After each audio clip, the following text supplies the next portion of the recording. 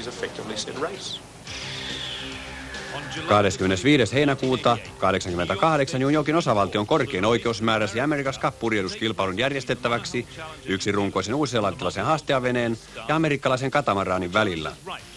Haastean protesti katamaraanin sopivuudesta kilpakumppaniksi jäi avoimeksi. 25. heinäkuuta New Zealand telakalla San Diegossa oikeuden päätös. Haastealle tuomarin päätös oli toisaalta paras, toisaalta huonoin mahdollinen ratkaisu. New Zealand pääsi kilpailemaan vuoden odotuksen jälkeen, mutta kilpailusta muodostui toisenlainen kuin Michael Fay miehistöinen oli kuvitellut. He olivat rakentaneet yksimastoisen kilpaveneen New Zealandin, joka oli suurin yli puoleen vuosisataan, maailman nopeimman yksirunkoisen aluksen, pelottavimman Cup-haastean sitten vanhan J-luokan aikojen. Tuli voitto tai häviö, tämä vene oli muuttava America's Cup-kilpailun. Siitä tuli keskipiste suuressa purjehdussodassa, joka käytiin San Diegon edustalla Kaliforniassa maailman nopeimman katamaraanin kanssa.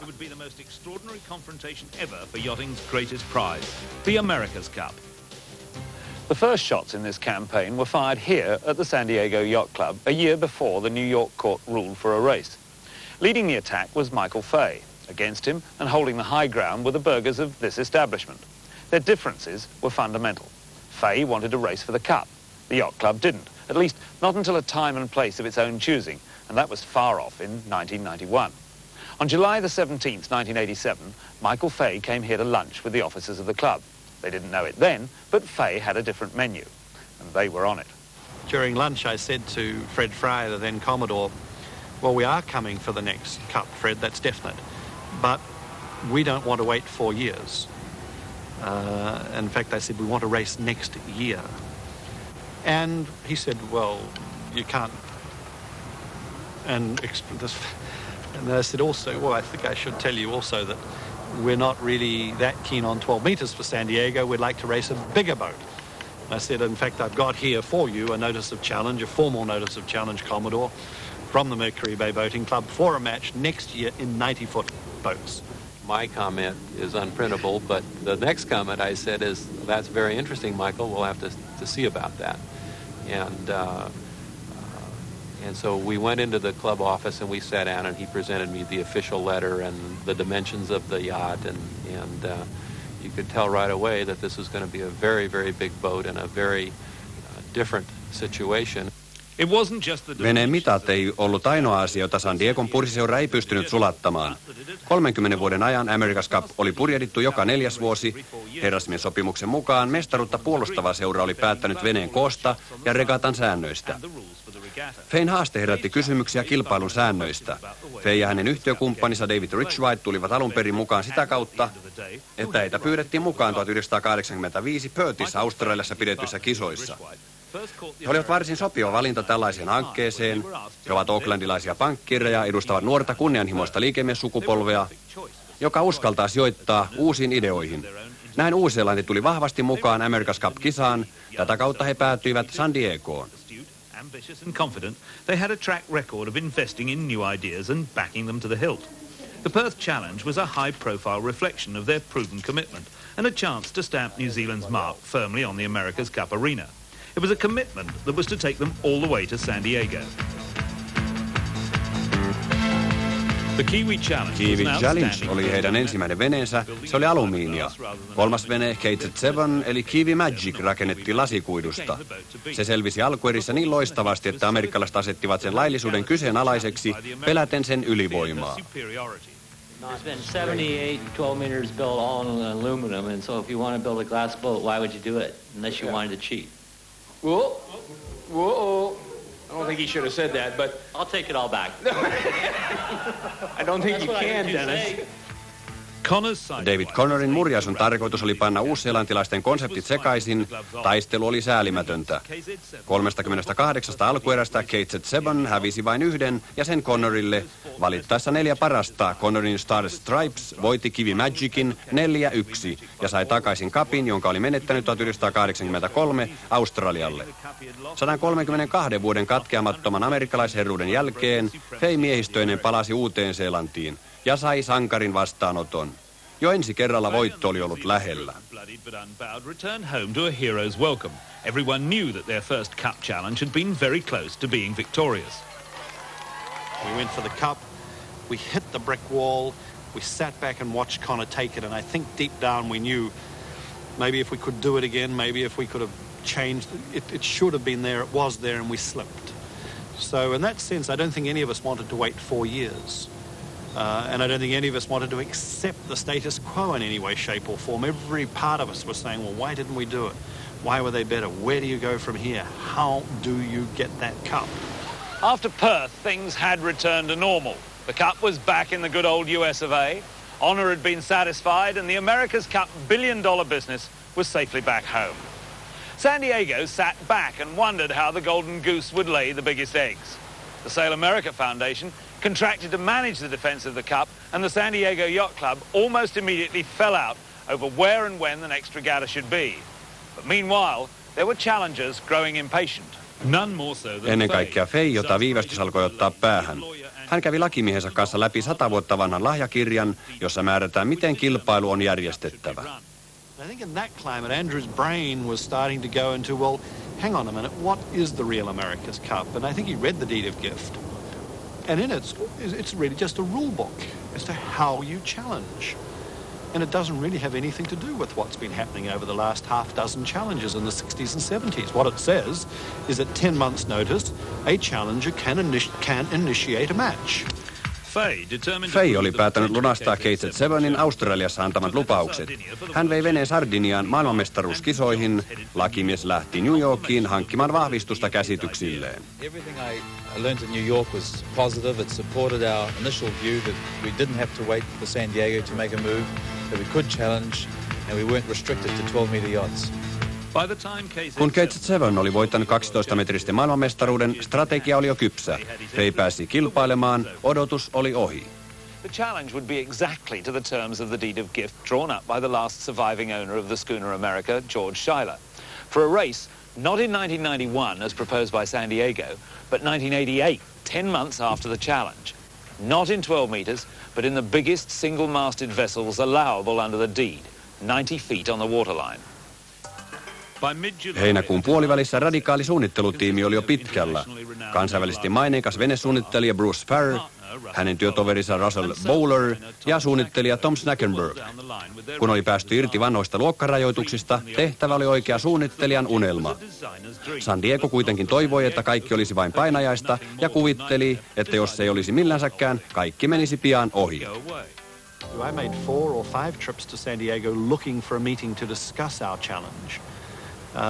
But it became pretty obvious by August that we weren't going to get a meeting. Towards the end of August, we weren't even going to get a response. We weren't going to get a yes, we weren't going to get a no, we weren't going to get anything. So really then we had to face up to the choice. We were either going to go away and be bluffed out of the game, or we were going to have to pursue the challenge. Fay valitsi jälkimmäisen vaihtoehdon. Hän antoi haasteensa laillisuuden New Yorkin osavaltion korkeimman oikeuden ratkaistavaksi. Päätöstä odottaessaan hän aloitti veneen rakentamisen. Aikaa oli 24 viikkoa. The deadline, just 24 weeks.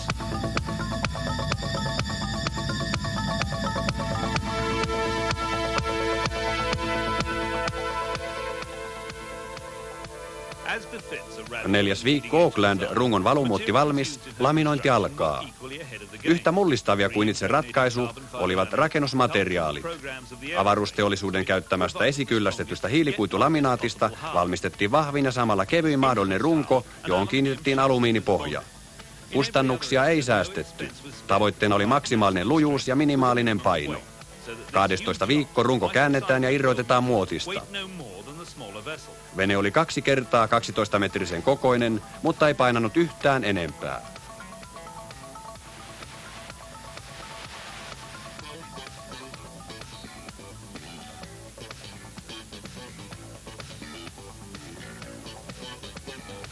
On the 25th of November, 25. marraskuuta tuomari Carmen Kiparik ilmoitti päätöksensä. And I would like briefly to quote from her decision, where she says, in the face of a properly tendered challenge, the San Diego Yacht Club must defend on the terms of that challenge or forfeit the cup.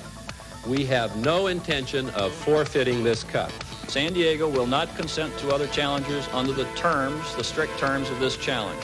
If that somehow changes, perhaps we would. but currently speaking, no. The answer is no, capital N-O, no. 20. viikko, Kölin valu alkaa.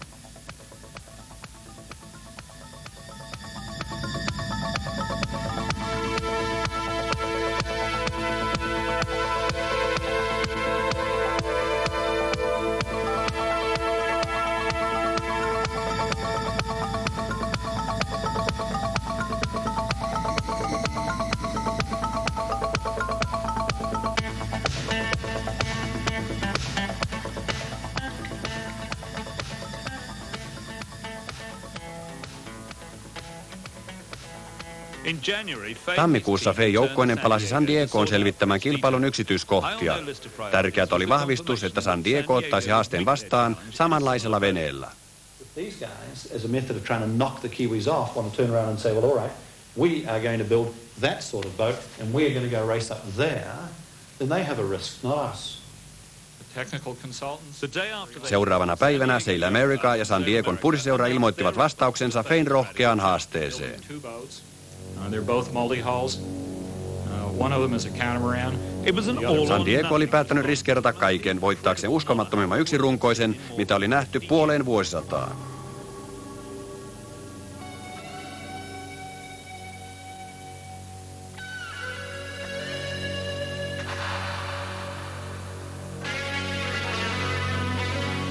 24. viikko runko valmis aikataulussa 24 000 miestyötunnin jälkeen. –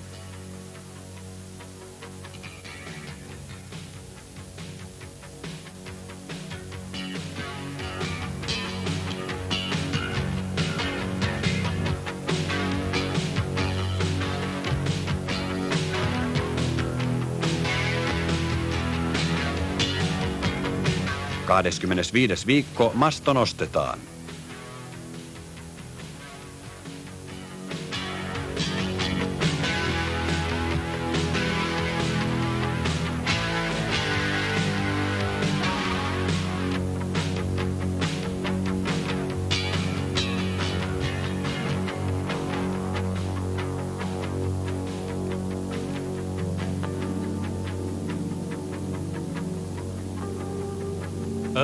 Varhain aamulla 24. maaliskuuta haastaja New Zealand lähtee ensi purjehdukselleen. Satamapäällikkö kiteyttää kaikkien tunteet. Everybody had been working pretty well flat out for about 30 hours. So going out to sea the very first time was a lovely flat calm morning. I just remember feeling an amazing sense of accomplishment. I was just smiling from ear to ear. I just couldn't help myself.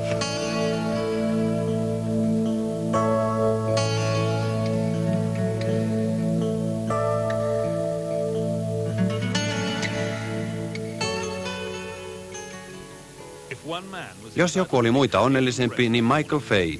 Hänen unelmansa alkoi toteutua.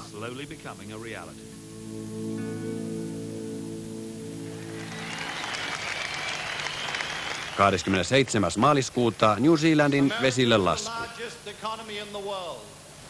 It has the biggest aerospace industry, it has the largest community of yachtsmen. And New Zealand has laid down a challenge. New Zealand, the smallest country in the America's Cup community, has the resource, has the commitment and the ability to put this boat in the water. We ask you, this boat deserves a match. This boat deserves a fair and even match.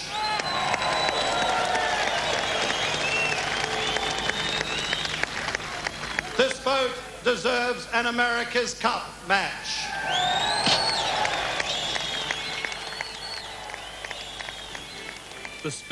Kiwi Magicin ja Australian aikojen henki heräsi eloon. Fayn ja Rich Whitein haaste kiehtoi ihmisten mieliä. New Zealand teki historiaa. America's Cup joutui miettimään tulevaisuuttaan. Kun vene viimein oli vesillä, taistelu maalla kiihtyi. Lahjakirjassa sanotaan, että kilpailun on oltava tasaväkinen. Uusseelantilaisten mielestä katamarani ei ollut asianmukainen vastaus heidän lailliseen haasteeseensa. Star Stripes ja New Zealand eivät olisi missään suhteessa samankaltaisia aluksia. Odotettavissa olevan kilpailun epätasaisuus sai uusseelantilaiset palaamaan jälleen oikeussaliin. There'd be no similarity between Stars and Stripes and New Zealand. The likelihood of a mismatch was to drive the Kiwis back to the courtroom. George Tompkins will bring you up to date with the New Zealand Challenger's present position on the monohull multi-hull issue. Following up on the first question that was put to Michael last Saturday at the press conference at the dockyard, I think was, are you going back to court and when? And the answer to that is yes. And the when was this morning, New York time, 9 a.m. Huomion painopiste oli kuitenkin suuressa veneessä. New Zealand oli uusi elämys kaikille. Oli 3 viikkoa aikaa ratkaista alkuvaikeudet. Veneessä oli monia uusia ratkaisuja, jotka oli kaikki testattava. Olisiko mullistava 150 jalan hiilikuitumasto tarpeeksi vahva? Tietokonejärjestelmät oli kokeiltava.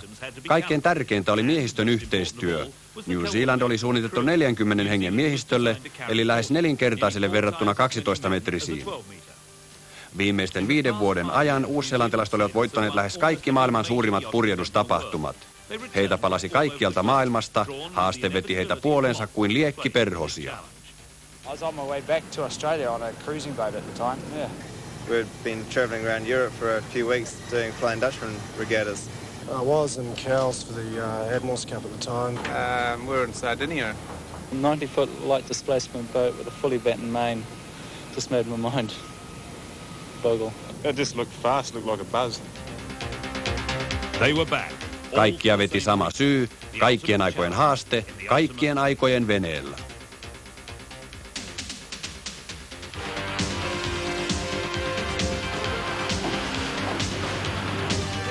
Target, race speed 10.6. Speed 10.2 and dropping, target of 9.8. Okay, this is what we want pictures of. Get the hell out of here. Breeze coming onto you now.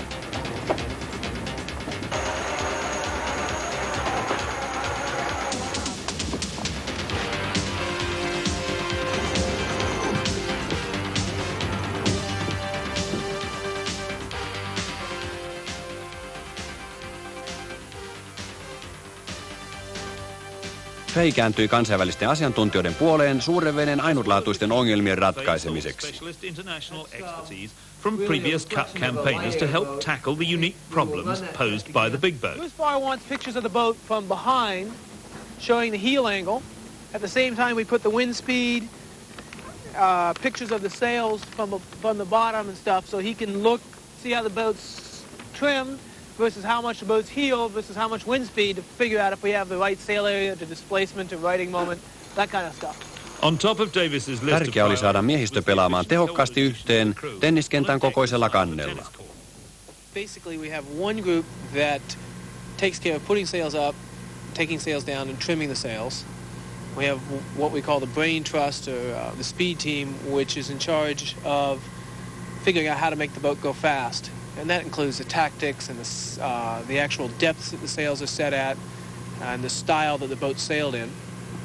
And then we have what we call the rail team, which really is just making up the human ballast, keeping the boat right side up. Koska aiempia kokemuksia tästä veneestä ei ollut, kaikki tapahtui ensimmäistä kertaa, oli kiire. Time was a commodity in short supply. See these little cracks that appeared on the first day in the bog down there? Yeah. They haven't got any better. You pull it up. Yeah, that gives it a long way. You want to push it down, don't you? I know, I said it's in. Did it? Yeah, watercraft, we're going to go on the wind, tack, look at the mast on the other tack. Oh, no. The main. So we want, okay, so we want to spin quite fast. I need counselling on a regular basis. I didn't put that in, actually. When we first sailed it, you put the mainsail up the first time and it's come down to a manageable size and everything seems, quite normal to us.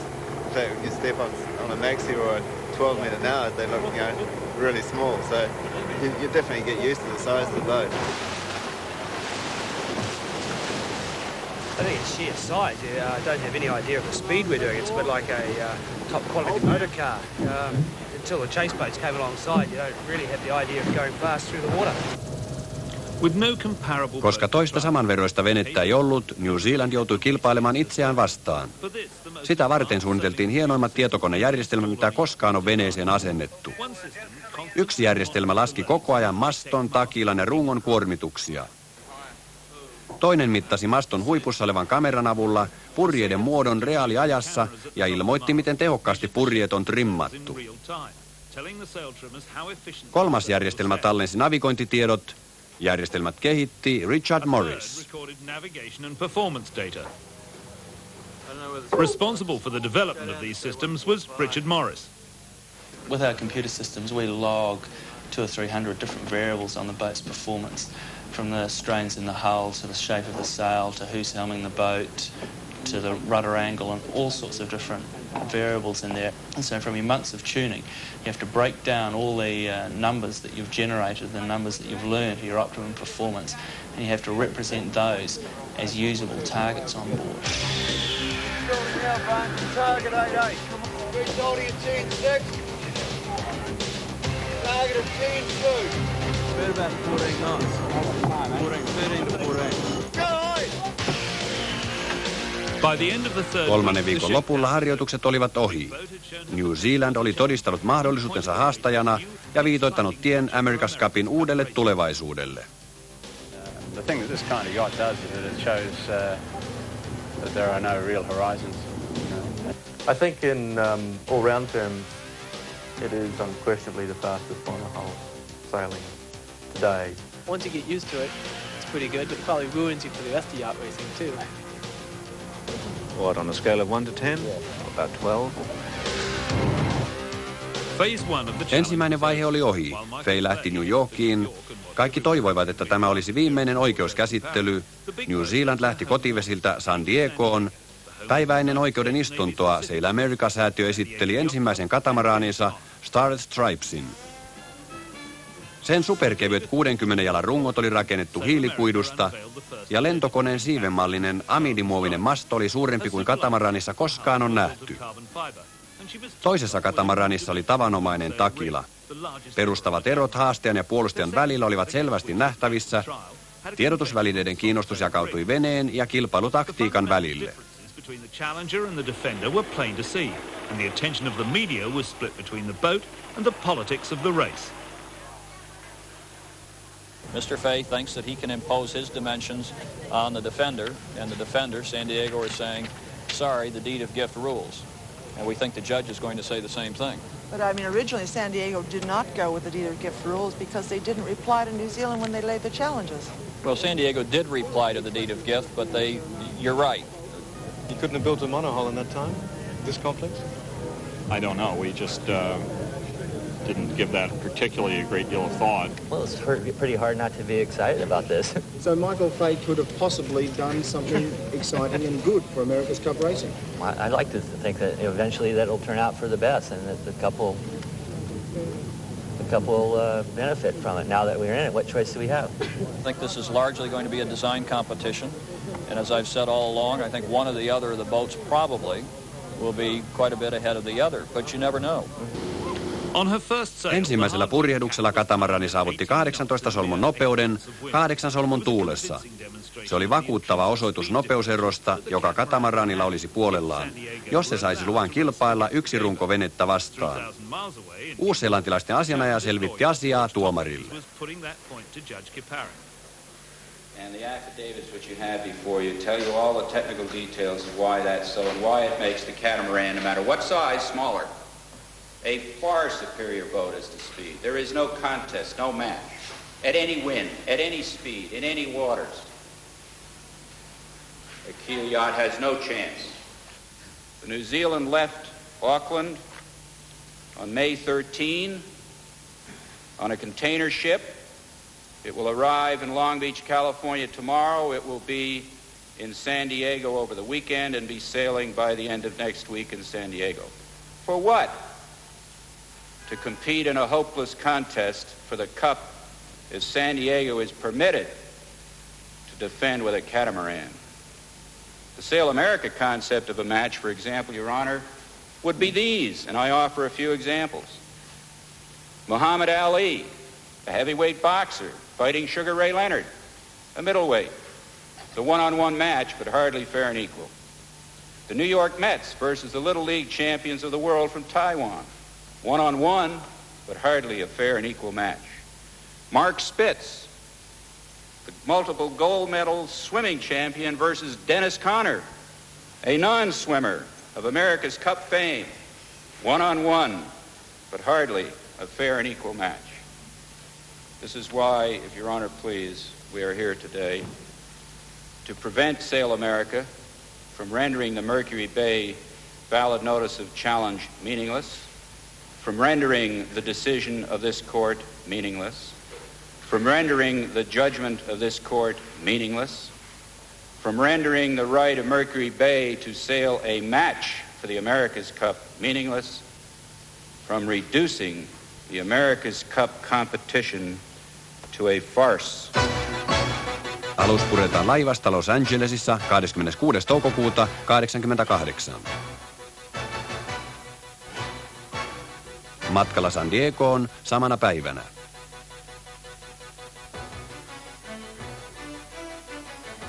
...27. toukokuuta San Diego.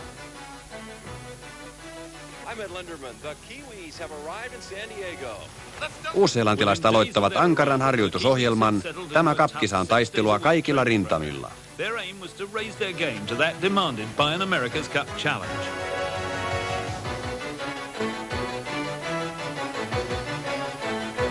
A cup campaign's a battle on all fronts. The logistics, the resource, the effort, the energy, the money, the 2-year build-up means everything. And yet, when you come to the starting line, it's the sailor and the boat only, and one man often making his call, then with the rest of the team sailing that race. And the contrast fascinates me because you couldn't do one without the other. It's only a yacht race, and yet it's the ultimate yacht race with the build-up that I can't contemplate in any other event.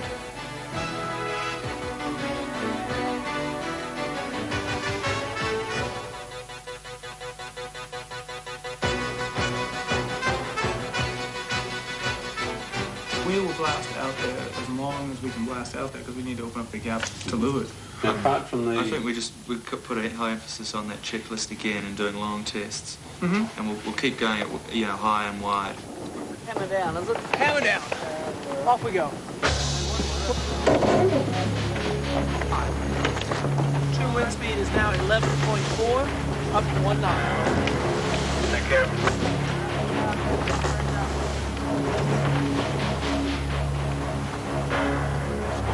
Speed's 10-4, target's 10-2. Better speed now, good height.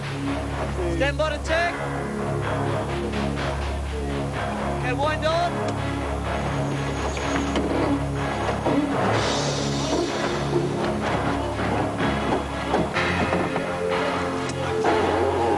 Breeze coming on you.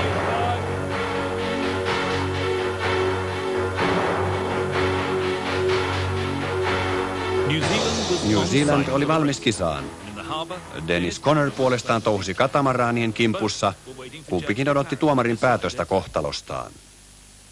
The best bet on the long-awaited court decision was for a ruling going the Kiwis' way and a postponement of the racing until May of '89. The catamarans had shown their paces on the open sea off Point Loma, and no one relished the prospect of racing against a boat that was obviously so much faster. The judge, however, had a different idea.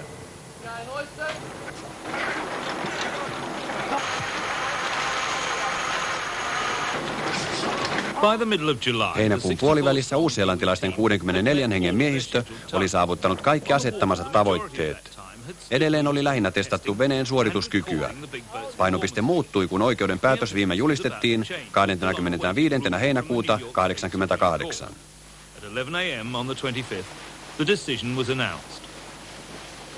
The comments, I gather there's quite a bit of comment there on the behaviour of defender and challenger. And from what I hear, there's a rap on the knuckles for them and a rap on the knuckles for us. So she's not happy. She's not decided that the catamaran is legal or illegal, as I understand it. So you've got to go back and...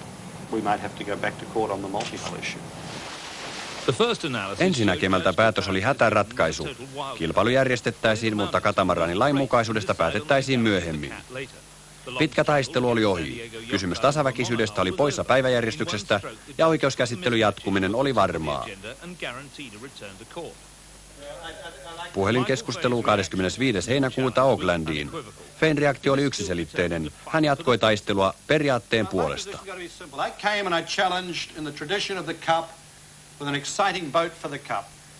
I have never seen the defender since that day behave like a defender and behave like a sportsman. We will protest the mismatch forever. It is not sporting. It is not defending the cup in terms of the deed of gift, and it is not right that the America's Cup become a mismatch. We will sail and protest. The judge has said race. 25. heinäkuuta miehistön informaatiotilaisuus. So on my calculation we go to the line in 6 weeks. All right? In probably what will be a best of 3, so that means 2-0 to us. Okay? Now, if it was tough in Fremantle, it was tough before, it's tough this time round because not any one of us has any bloody doubt about what should happen in terms of a multi-hull beating a mono-hull. So please, don't have any commitments, don't have any plans, don't have any expectations of when we go to bed and when we get out of bed, when we're working and when we're not working, because I think you'll all agree 6 weeks is a pretty short timetable, because we're not going to stop from here till there.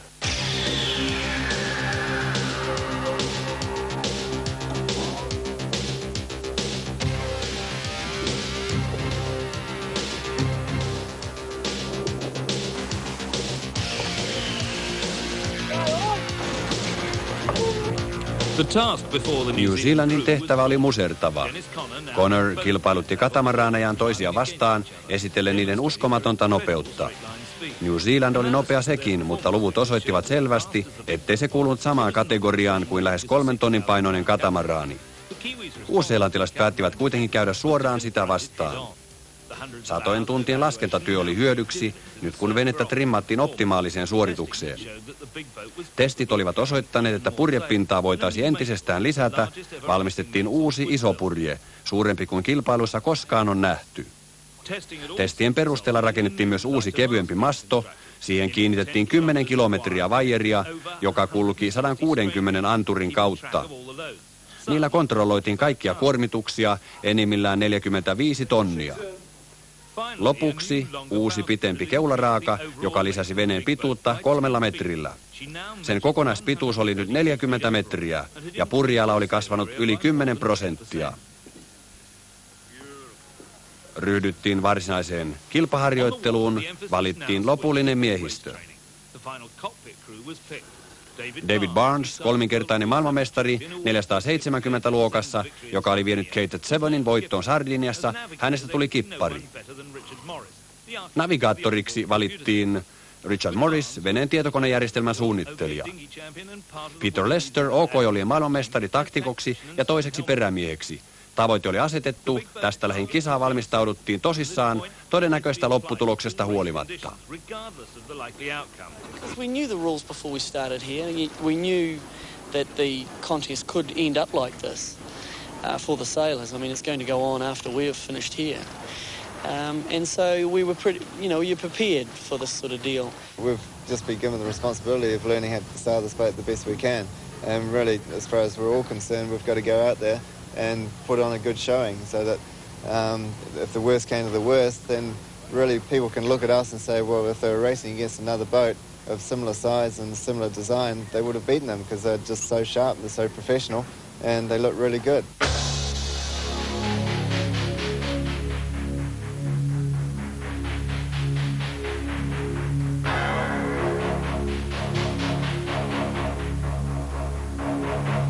Okay, ready to bear away, run the line.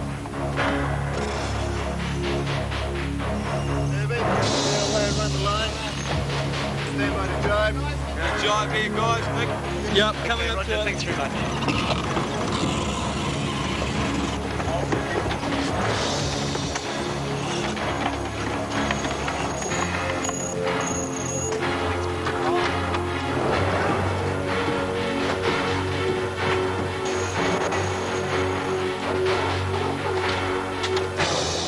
In the final weeks, Viimeisillä viikoilla Cage Onein miehistö saavutti ja usein ylitti kaikki tavoitteensa.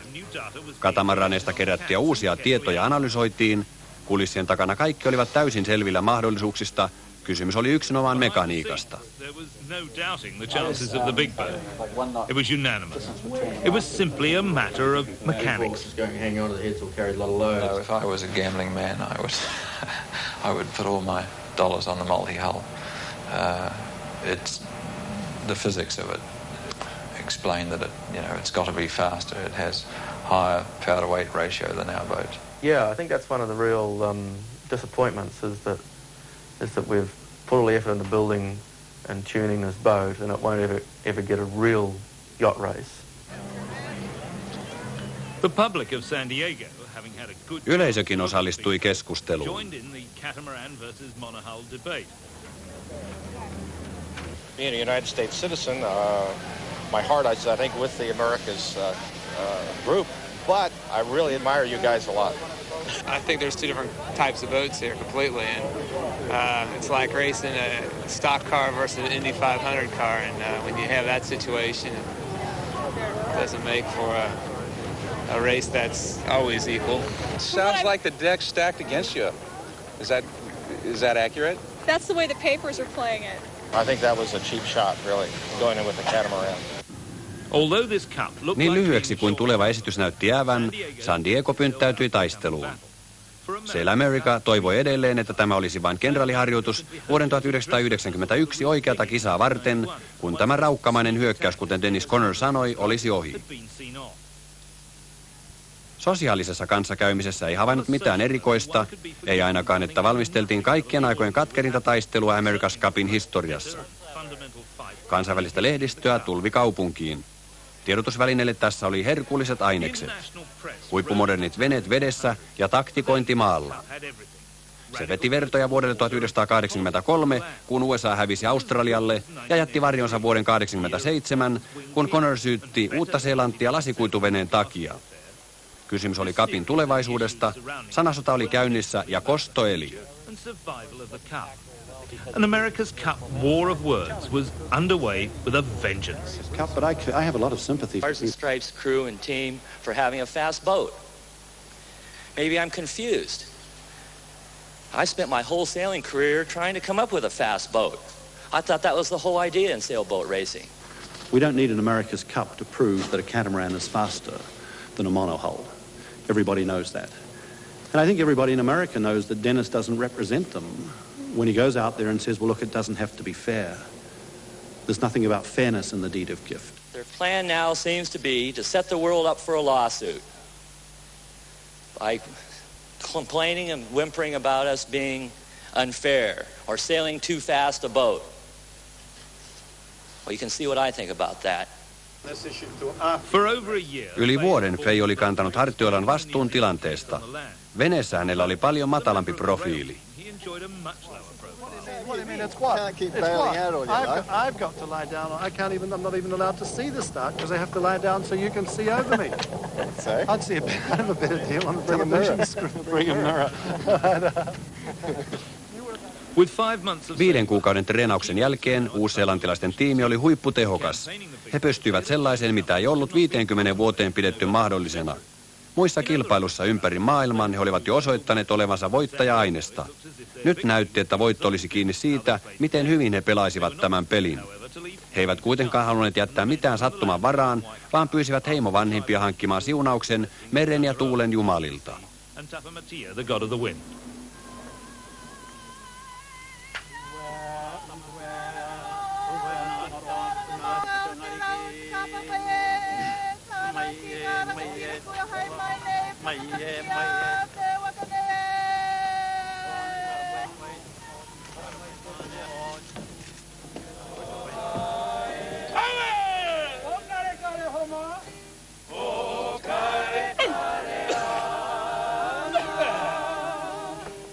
The crew's a lot tougher this time round than Fremantle.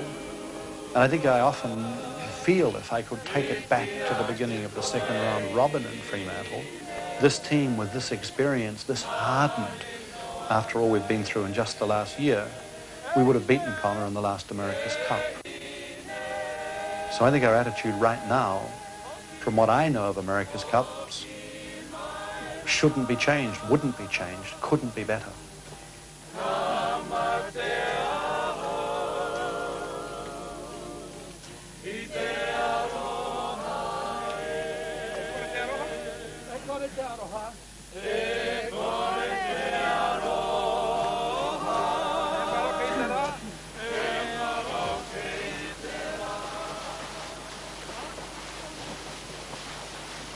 The first race 27. America's Cupin ensimmäinen kisaosuus purjehdittiin lahjakirjan määräämällä tavalla 20 mailia vastatuuleen ja 20 mailia myötätuuleen. Jo ennen starttia Star Stripes näytti kykynsä kiihdyttämällä KZ-1 ohi näyttääkseen mitä tuleman piti. KZ-1 ylitti lähtöviivan 10 sekuntia ennen kuin Star Stripes, mutta sen jälkeen Connor kiiruhti ison veneen ohi. 20 minuutissa amerikkalaisvene oli vahvasti johdossa ja Connorilla oli ongelma, miten pysyä tarpeeksi lähellä vastapuolen venettä niin, että kisa näyttäisi tasaväkiseltä. Viikkojen ajan oli nähty, kuinka kovaa katamaranilla pääsee. Nyt oli näytettävä, miten hitaasti se kohtuuden nimissä saatiin kulkemaan. Dennis going as fast as he can. Jim, I alternate. Sometimes I think Dennis Connor is sailing very fast. Right now he's sailing very slow. Right now the boat is straight into the wind. The jib is luffing. The mainsail's in the middle of the boat, and he's almost stopped dead. You know, if anybody's trying to wonder whether he's sandbagging or not, take it from me. He's slowing the boat down. He's going slower than he possibly could. Unfortunately, we missed one of At the windward marks. Kääntömerkin kohdalla Star Stripes oli 9 minuuttia edellä. Kisa oli käytännössä katsoen selvä. Maalin Star Stripes tuli 18 minuuttia edellä. Asiantuntijoiden mukaan todellinen marginaali tällä radalla ja tällä tuulella olisi ollut lähes tunti. KZ-1 taas teki yksi runkoveneiden nopeusennätyksen.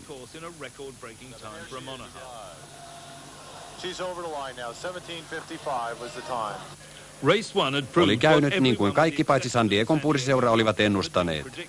Epätasaisen kilpailun ensimmäinen kierros oli ohi.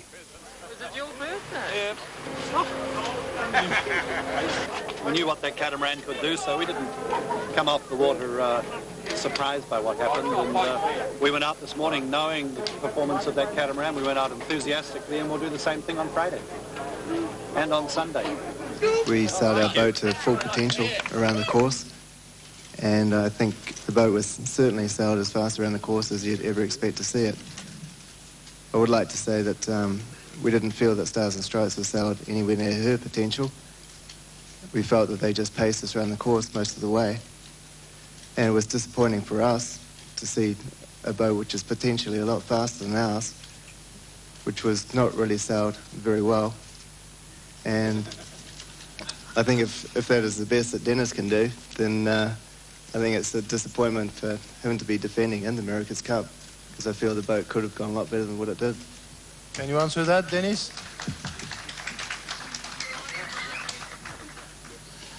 No, I guess when he's won 4 America's Cup, he can then tell me how to do it. Okay, questions now. One cheap shot was Tämäkään veto ei vielä riittänyt Connorille. Kysyttäessä yrittikö hän todella tappaa aikaa, hän vain leukaili. Somebody else is sailing a dog. Toinen osakilpailu tapahtui myös lahjakirjan määräämällä radalla. Se oli 39 mailin kolmio, ensimmäinen osuus vasta tuuleen. Katamaranin vauhti oli ylivoimainen 2 ensimmäisellä osuudella. Kun vene ryhtyivät luovimaan, iso vene yllätti saavuttamalla katamarania koko ajan. Tekemällä Dummy Tackin David Barnes äkki pysäytti Connorin veneen, nolo tilanne kokeneelle merimiehelle.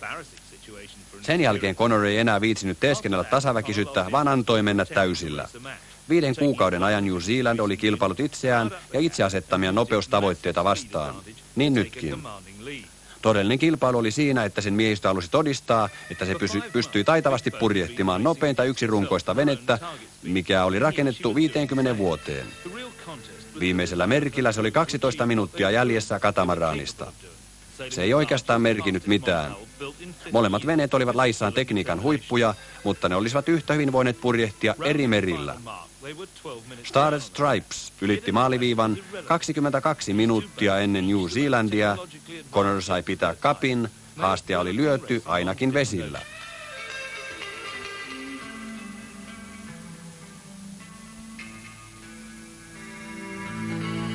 Stars and Stripes crossed the line 22 minutes ahead of New Zealand.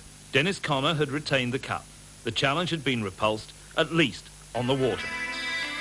When the big boat crossed the line, the Kun crew's isovene New Zealand tuli maaliin, odottava katsojajoukko antoi miehistölle tunnustuksensa.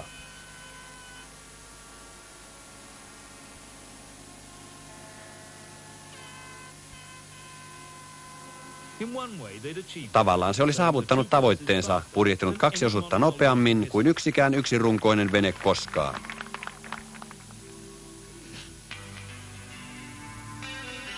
9.9. iltapäivällä New Zealand hinattiin telakalleen viimeistä kertaa. Sen kilpailut oli kilpailtu.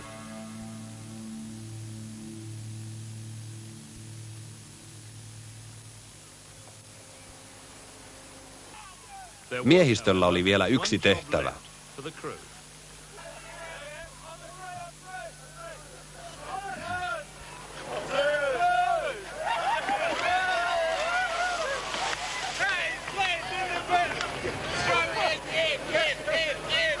Do you feel disappointed, happy, overjoyed? Well, I think you can only, in a circumstance like that, you can only put a test in front of yourself and your crew and your boat.